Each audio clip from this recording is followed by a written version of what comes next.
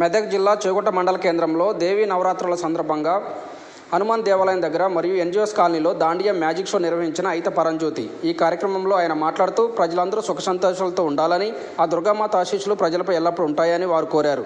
ఆడపడుచులు అందరికీ బతుకమ్మ శుభాకాంక్షలు తెలిపారు.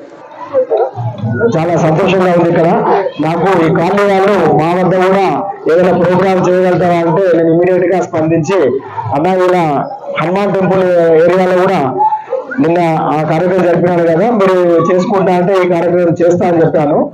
నేను తప్పకుండా మా కాలనీలో కూడా ఈ కార్యక్రమం జరుపుకుంటాను, మీరు ప్రోత్సహించాలని స్పందించి ఈ కార్యక్రమం జరుపుకుంటున్నాము. అందరూ కూడా కార్యక్రమంలో పాల్గొని